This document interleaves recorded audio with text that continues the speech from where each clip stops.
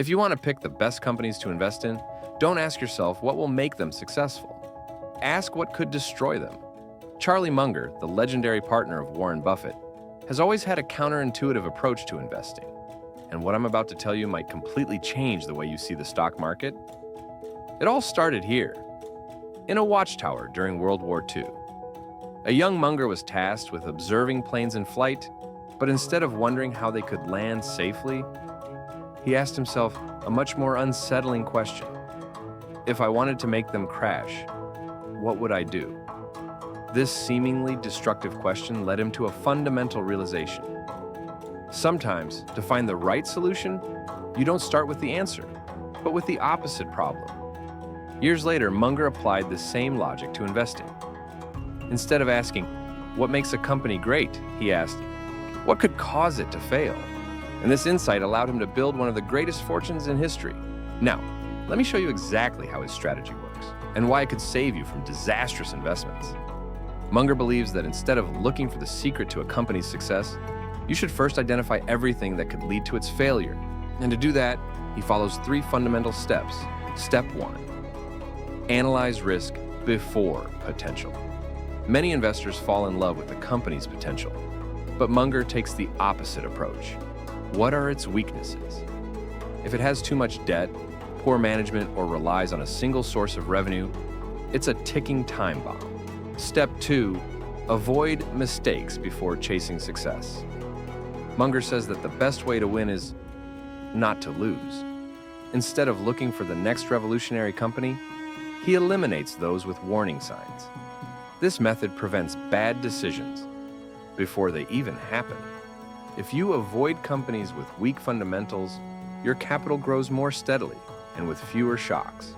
Remember, the first rule is to survive in the long run. Step 3, if a company can survive the worst, it's a good investment. Here's the key. If a company passes the inversion strategy test, then you've found something truly valuable. If it can survive economic downturns, market shifts, and fierce competition, it means it has a strong foundation. Look at companies like Coca-Cola or Apple. They've endured crises, innovation waves, and market changes, yet they've emerged stronger than ever. That's why Munger's strategy is so powerful. Instead of trying to predict the future, you just need to eliminate the most common mistakes. Pros and cons of Munger's strategy. Now that you understand how Munger's strategy works, let's break down its strengths and its one major drawback. Pro number 1, reduces the risk of losing money. Munger's strategy protects you from costly mistakes. If a company shows warning signs, you rule it out immediately. This way, you avoid losing money on businesses that seem promising, but are actually ticking time bombs. Pro number 2, relies on hard data, not guesswork. Many investors get caught up in market hype. Munger, on the other hand, focuses on cold, hard facts.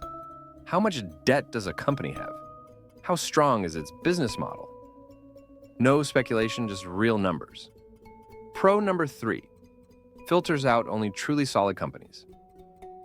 If a company passes the inversion strategy test, it means it's truly strong.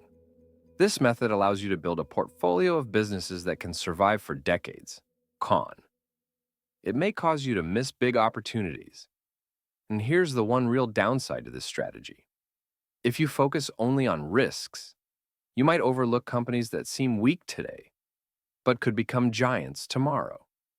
Think about Amazon in 1997.